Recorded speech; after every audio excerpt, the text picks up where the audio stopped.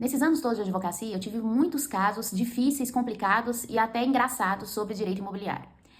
Mas eu queria contar alguns desses diversos casos que eu tive aqui no escritório para vocês, como lição para muitas coisas que a gente vai fazer na hora de fazer uma negociação no imóvel que envolve diversas questões e negociações também que podem acontecer de várias naturezas. Eu vou começar por um dos casos que eu acho que foi mais emblemático para mim e impactante. Eu tinha um cliente que era um empresário forte do ramo têxtil aqui em Minas Gerais e ele gostava de participar de leilão de imóveis. E aí surgiu uma oportunidade num prédio muito valorizado, muito disputado, numa região específica aqui da capital, que ele queria muito comprar um apartamento lá. E esse apartamento, na época, estava num preço muito bom. Um apartamento lá, na época, isso há muitos anos atrás, era avaliado numa média de 400, 500 mil, e ele conseguiu arrematar esse imóvel lá por cerca de 170 mil reais. E aí nós fomos antes no prédio, conversamos com o síndico, procuramos saber se tinha condomínio em aberto, olhamos na prefeitura para ver qual seria a quantidade de IPTU que também estaria em aberto na época, porque o leilão não contemplava as questões tributárias e nem condominiais, apenas a dívida que havia no processo em si e que seria paga através da arrematação desse imóvel. E aí existia uma pessoa que estava morando lá nesse apartamento, que era o devedor lá dessa dívida que estava no processo. Pois bem, meu cliente arrematou esse apartamento, ficou muito satisfeito pelo preço e conseguimos concluir o leilão, fizemos o pagamento à vista no processo, pegamos a carta de adjudicação do imóvel, né, o auto de arrematação, levamos a registro no cartório e aí o meu cliente foi conversar. Nós fomos lá no apartamento para conversar, para ver se a pessoa que estava lá, ela sairia tranquilamente, sem que a gente ingressasse com uma ação de emissão de posse.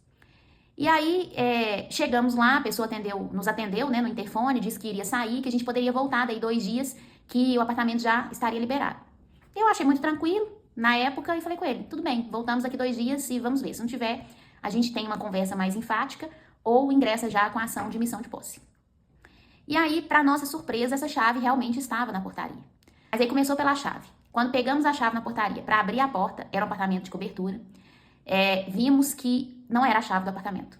Aí a pessoa que estava morando lá já começou a sacanagem, né? A trollagem na chave. Aí eu falei, não, sem problemas, vamos chamar um chaveiro e o chaveiro vem cá e arromba o apartamento, né? E a gente entra. Abre o apartamento e a gente entra.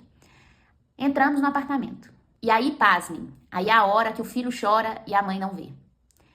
Ele tinha lá, era um piso de taco. Ele tinha quebrado quase todos os tacos do apartamento. Ele tinha quebrado esses tacos. Ele tinha quebrado as janelas do apartamento. Ele tinha arrancado as portas do lugar. Até aí tudo bem, meu cliente estava frustrado e chateado, mas eram coisas que eram teoricamente de fácil solução. Ele trocaria o piso mesmo, então já estava quebrado. Janelas, ele mandaria o vidraceiro trocar os vidros. Portas eram coisas que ele poderia comprar e recolocar. Até que fomos verificar a cozinha e os banheiros. Quando abrimos as torneiras, verificamos que a pessoa que morava lá havia concretado a tubulação. Pasmem, concretado. Ela jogou cimento na tubulação.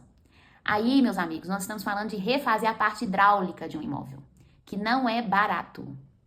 E além disso tudo, ele tinha arrancado pias dos banheiros, e aí meu cliente vira pra mim e fala, Sabrina, eu quero devolver o apartamento.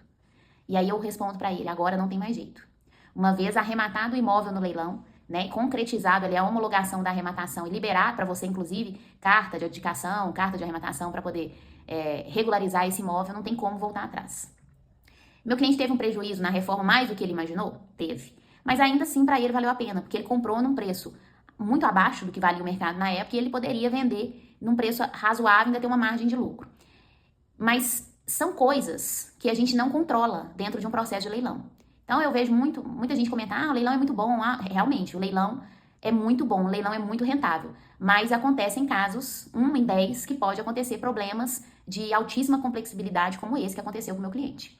Então, dicas, nem tenho dicas para isso, porque uma vez que a pessoa mora no imóvel, você não sabe como é que ela vai te entregar aquilo ali. Então é uma coisa que não está sob o seu controle, não tem como fazer uma fiscalização antes, a pessoa está ali, é realmente uma jogada de sorte. Mas alertando aqui, para quem compra imóvel no leilão, realmente muito bom, é muito bom, mas pode acontecer esse tipo de problema. Esse foi um dos casos mais emblemáticos que eu tive aqui sobre direito imobiliário.